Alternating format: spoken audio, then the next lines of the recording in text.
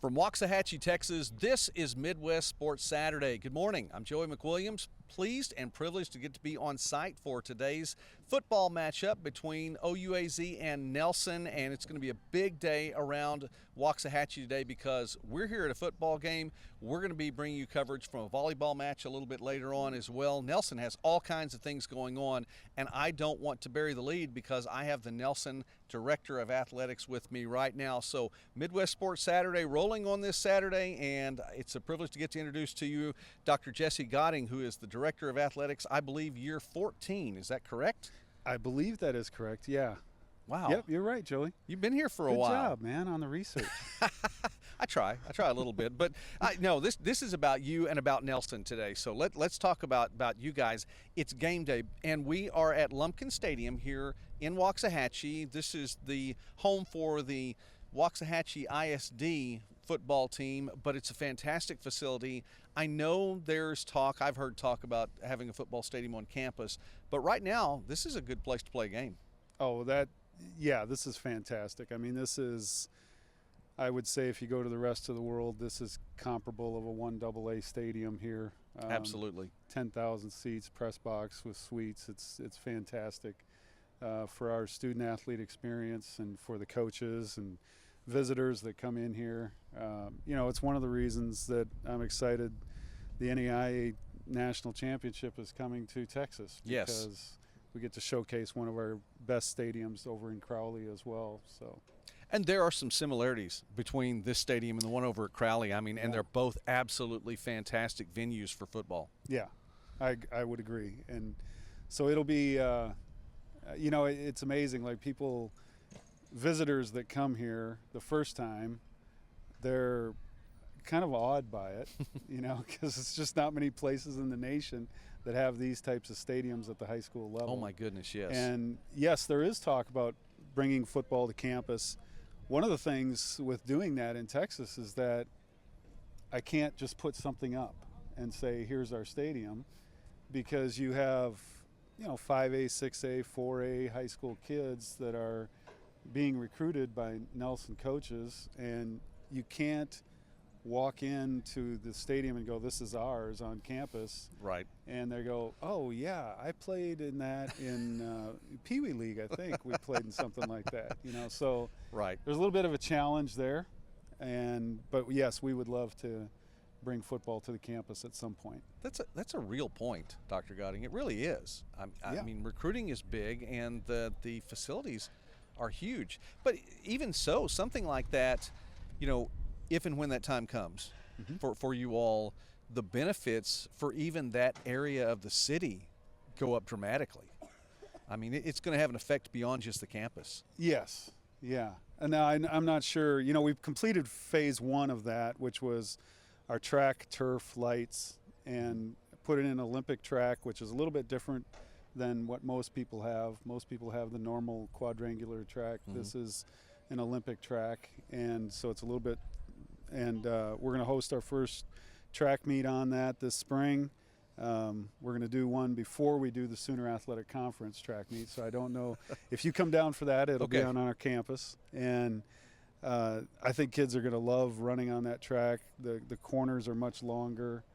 The times will probably be a little bit faster, they tell me, so I'm excited about that as well. So we put that in. That was phase 1. Completed kind of phase 2A, which was putting together our baseball, softball, and that area, the track and turf area, and with a little athletic complex plaza, we call it.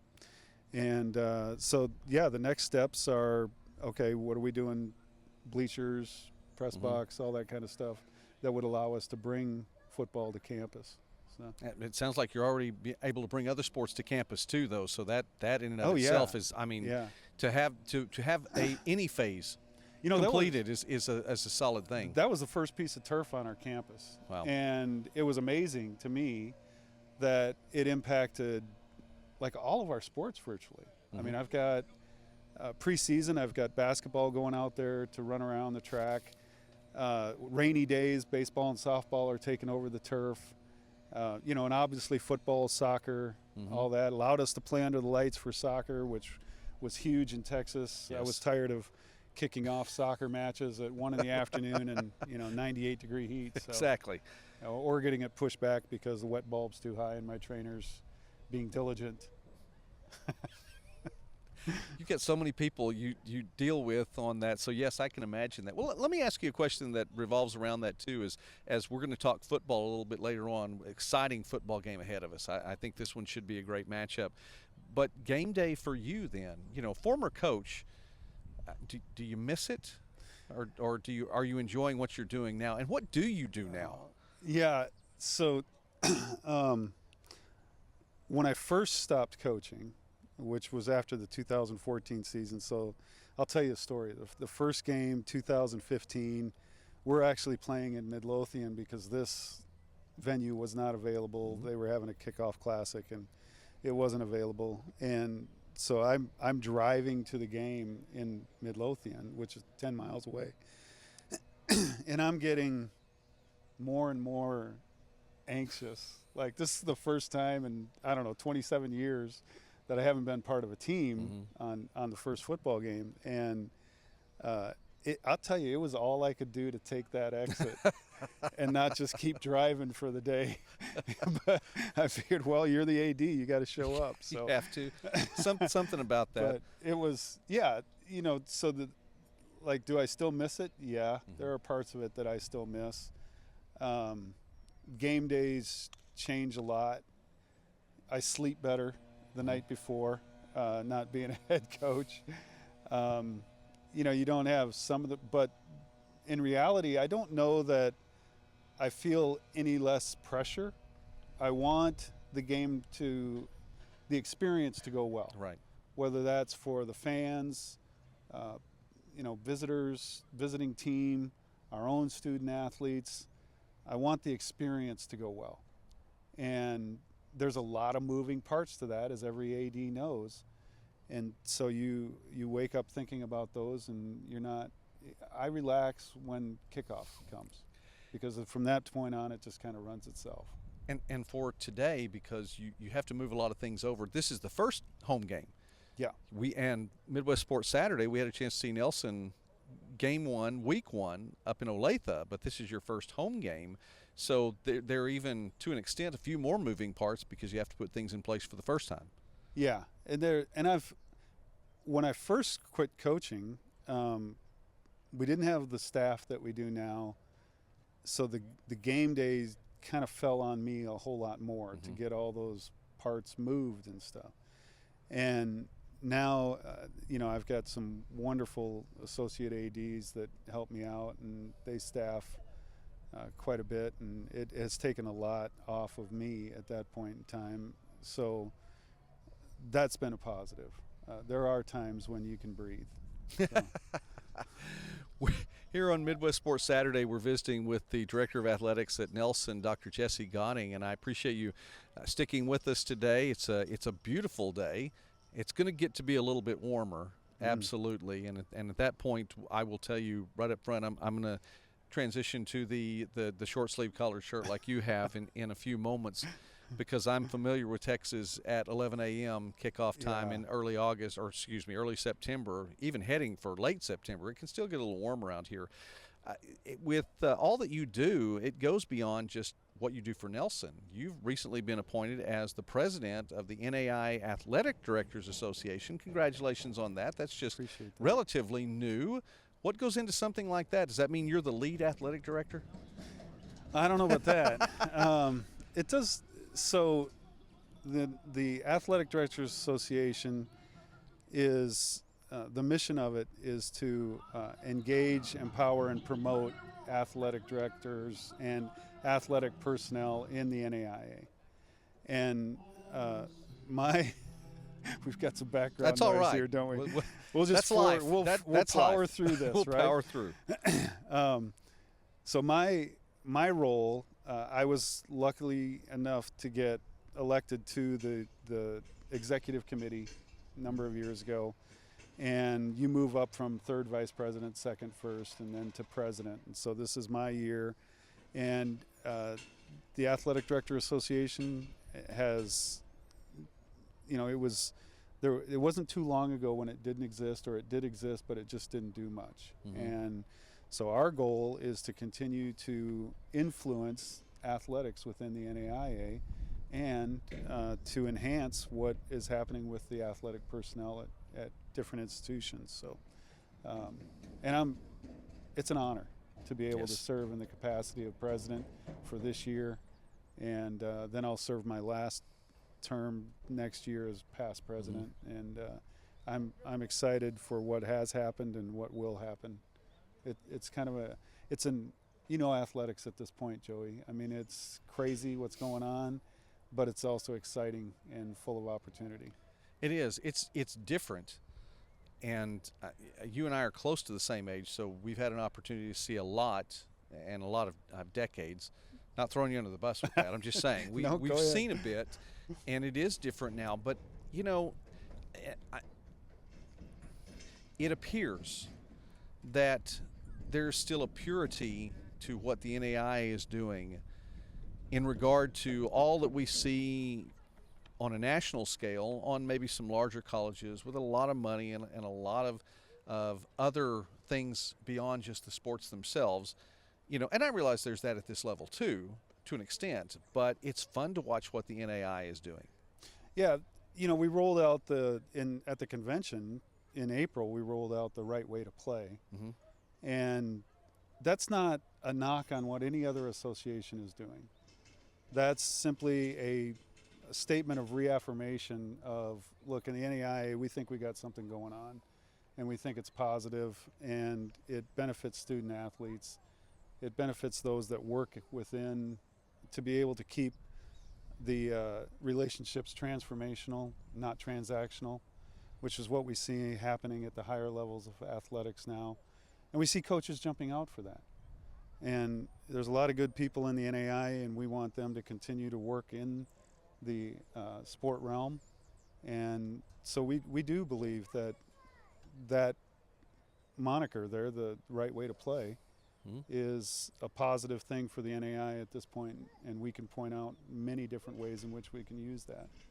You deal with a lot of things on the national level, not just with the NAIA ADA. There was a whole lot of letters there. Have to keep them all together. Let me throw 3 more letters out there. NAC. Yep. National Administrative Council. And you're a part of that with the NAIA as well. And your name got on my radar a while back just because of what you do in working with football. You're the liaison, the representative from the NAC for football. And, of course, you're in high demand when selection time comes around. Selection Sunday and the Football Championship Series field gets mentioned. I mean, Dr. Jesse Gotting's name gets thrown out there a lot to get to talk about the selection. I wanted to mention that there have been some changes in recent years. Of course, the field expanded from 16 to 20. And, football, we've got football just about set to get going. Well, I guess we're a little more than an hour away right now. But we're going to talk a lot of football here in a moment. But that's a big deal. These two teams are playing for a right to be a part of that field and be in the playoffs later on. Not necessarily today, but still, every win counts. And I think that's been clear in recent years. Every win counts.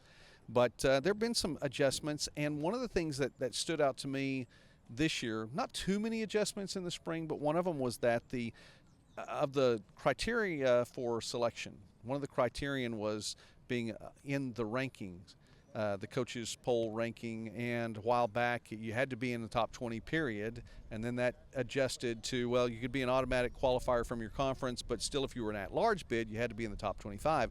That's been eliminated entirely, and I think that's positive. Can you address that? Yeah, that was it wasn't limited to just football. There was, for all the sports, team scheduling sports in the NAIA, there was a feeling that we need to get away from ratings. One of the reasons was we started these national selection committees, and now ratings are still a part of this. So it almost seems dualistic there. And we really need just one of them. And so the movement was to go to polls, coaches' polls. And I know last year we started some of that with coaches' polls. And this year football is part of that as well. And we've eliminated ratings from the metrics of postseason analysis and went to the poll for the coaches. And then what we put in its stead, because we have to have you have to have a metric by which you go by. So, RPIs or whatever the other sports are using. For football, we put in a NAIA power index. And that will, I think that comes out probably 3 weeks from now or so. The first one will be released, I believe. And that's an opportunity for us to kind of see, almost like the National Football Foundation Super 16 type thing, yes, where people can look at it and go, oh, if it stopped right now, they'd probably be in. And, and then the next week another one comes out and that kind of thing. So I think we'll release. And that's fun for fans. Yeah, I think we'll release 4 of those for people to speculate over. But even with that in mind, though, still the ultimate determination is in the hands of the committee and a number of people from all around the country in different conferences, different areas, regions of the country that put something in there. So there is a human element ultimately when it comes down to those final 20 in the field. Yeah, I will tell you another change that was made this year that did not affect football. I've been the chair of the National Selection Committee, I think, since its inception.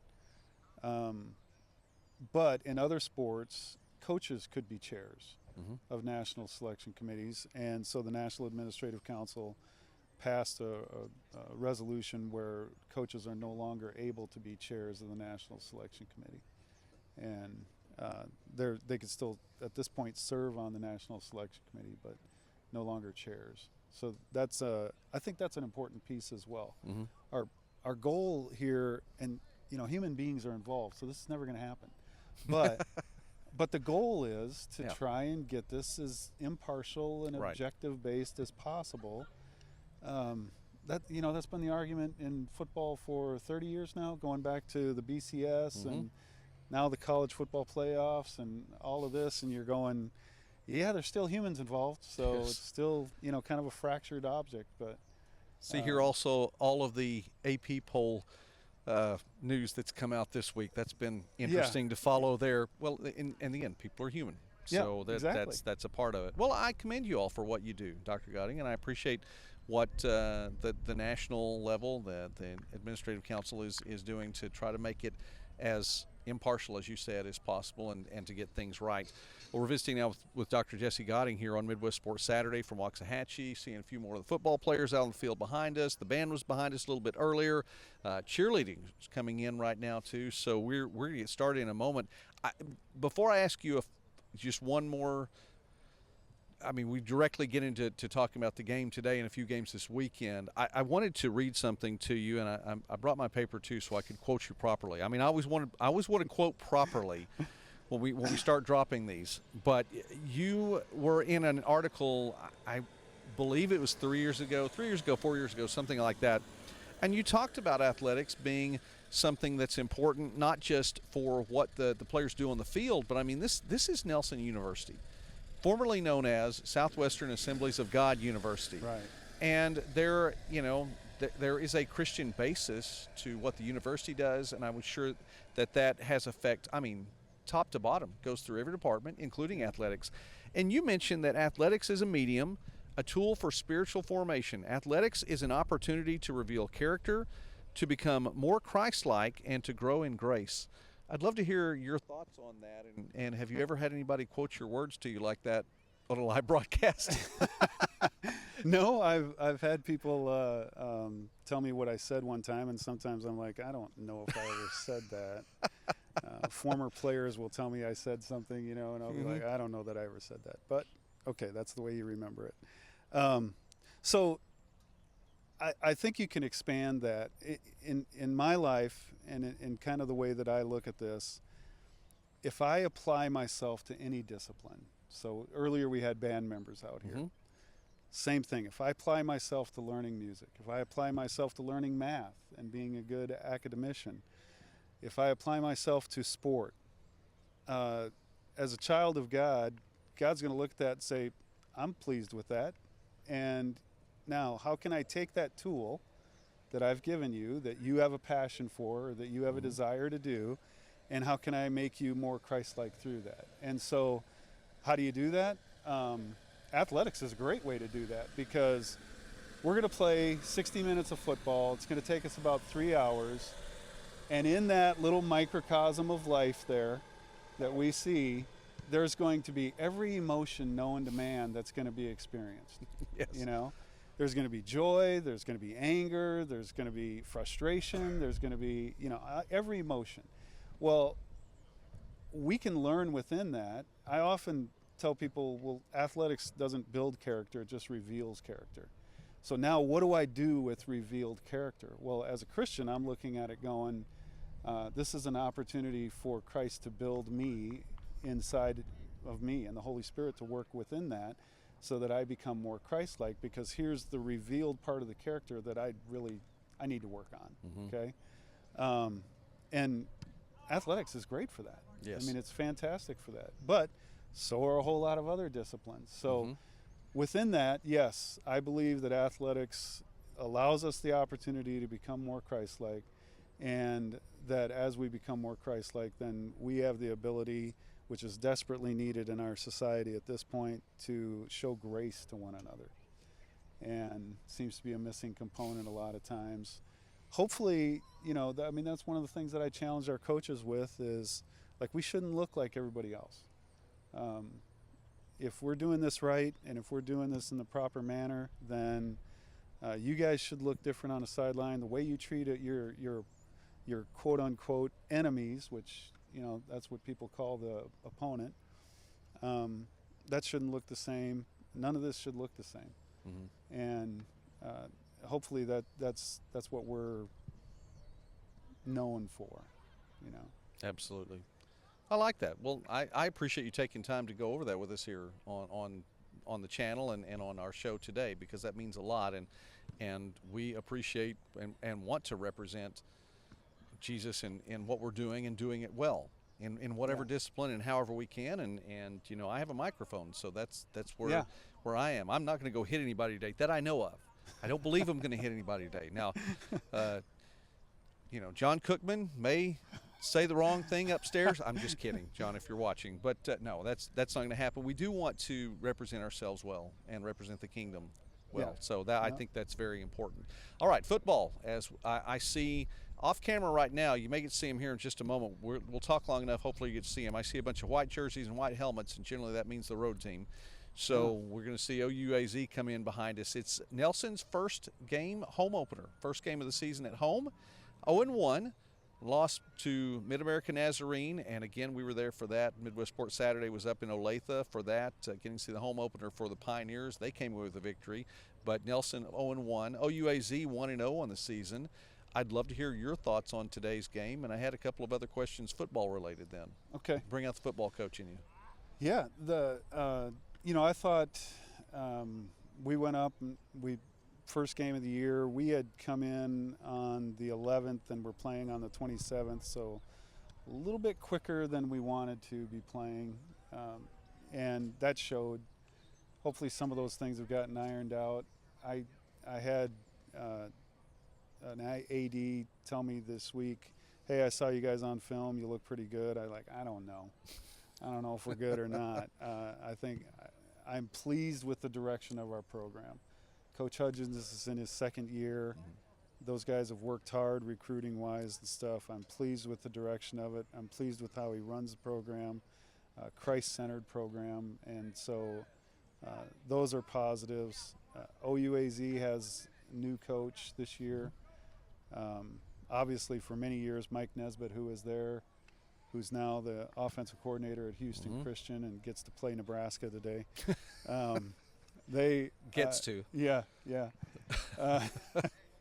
He will, he did a great job starting that program, and that was the only coach they've had. So, but he left them in such a good position that I can't see them slipping off. So it'll be a very difficult test for us today, and I'm excited to see where our program is at as well.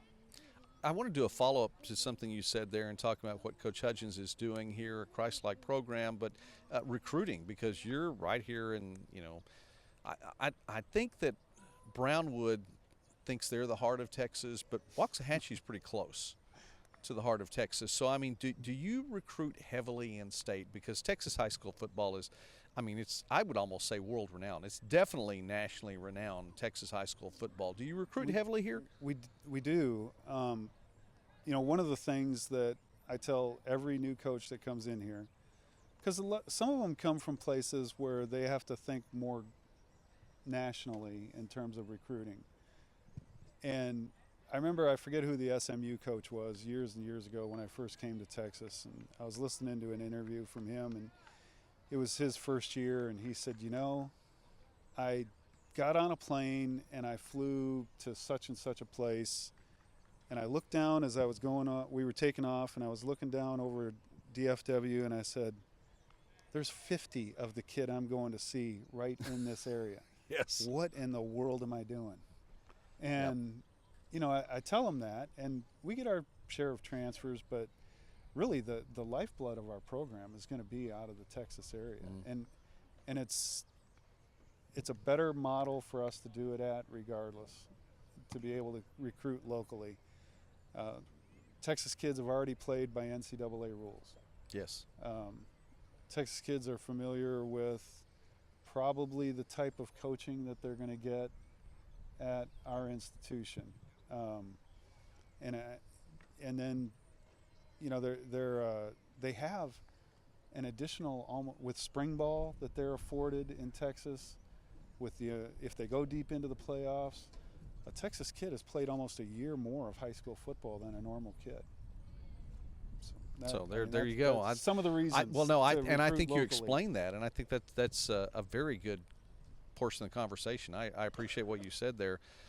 In today's matchup, Judah Holtzclaw, starting quarterback. Yeah. I had a chance to look at him field level last week, and it caught me off guard because he's 6'6". And I had to. I think I really literally did a double take because I thought, is he that much taller and bigger than everyone else? I mean, it had no problem looking over the line. Yeah. But they put the ball in his hands a lot too, because I think he had 22 carries himself. Now, a little bit of that was scrambling, but some of it's the design play to get it to him.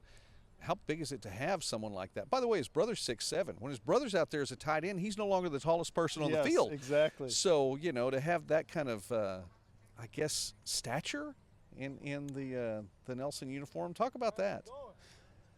Yeah, it's weird at the NAIA level, right? Usually we have, 6'1", dual threat quarterbacks that are fantastic athletes, and here we have this kid who's 6'6" and can still run and still has a pretty good arm. And so that's a little bit different. His sister played volleyball for us. Yes. And I didn't get that far, sorry, but yes. Yeah, and then his brother came and transferred in last year, and Judah came this year. So it's kind of a family connection. Obviously, I think the part of it is that this is the experience that he wants to play college in, because he has been other places, and we gave him an opportunity, and he's making the most of it at this point. And both of them have. They've gotten more than a cup of coffee in some larger schools, but to find their way to Waxahachie, and then, families probably recruit as well as anyone. If you can get one family member, and I've found this often at, Christian-based universities too, that if you can get one family member and they've had a good experience, I mean, there's no way they're not going to tell their family, and you can get more. Yeah. So to throw us both under the bus,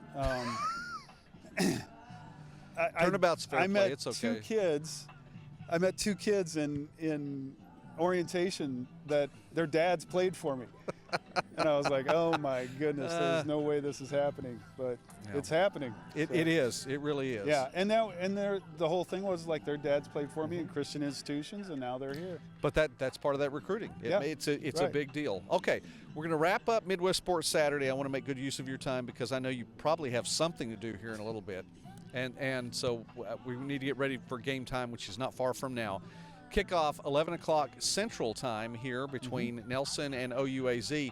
OUAZ has, you talked about Coach Nesbitt, and I think Coach Murphy, his first game was a win.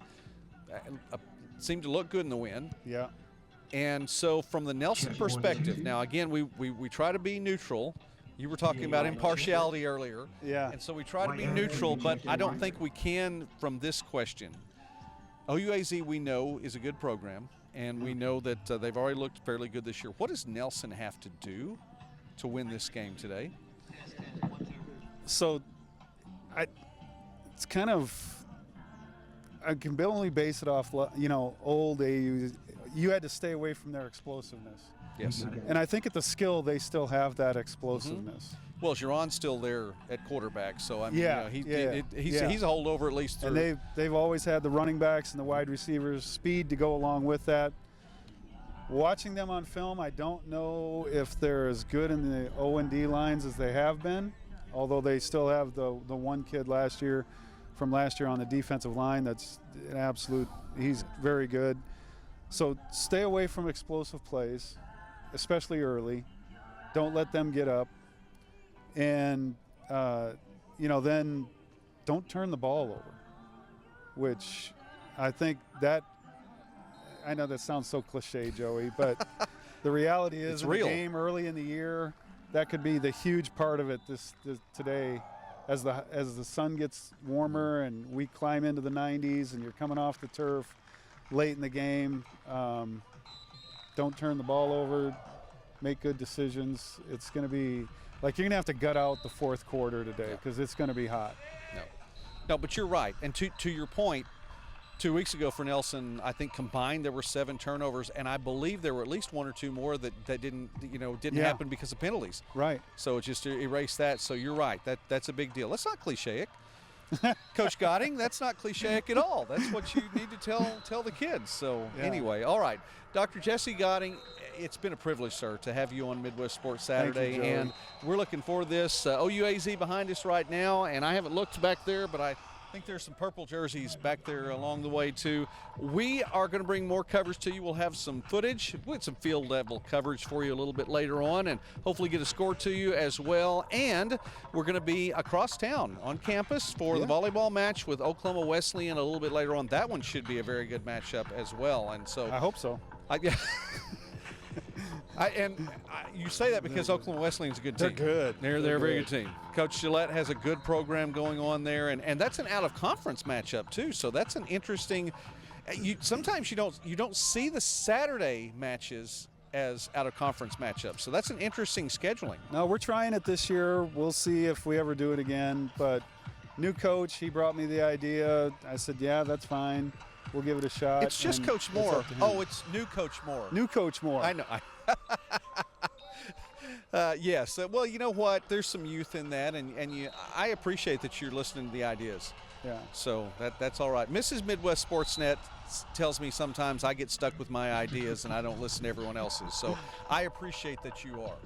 That's a good Thank thing. you. So privileged to have Coach Gotting, Dr. Jesse Gotting, Director of Athletics here at Nelson University with us today on Midwest Sports Saturday. It's been a privilege to get to visit with you all today, and we're looking forward to a lot more football. I've talked about a lot of the games already. The live show on Thursday night will be live again on Sunday night at 9 o'clock Eastern, 8 p.m. Central Time, 6 o'clock. If you're watching us at Simpson University, then definitely you want to tune in for that. So many good games on the docket, and you just need to keep up with what's going on today. We'll try to keep you up as well here on Midwest Sportsnet. Jolie McWilliams doing a great job as my production assistant today, and I'm privileged to have her with me here in Waxahachie. And Dr. Gotting, again, thank you very much for your time. God bless you all. I'm Joey McWilliams. Thanks for watching Midwest Sports Saturday. Have a great Sports Saturday.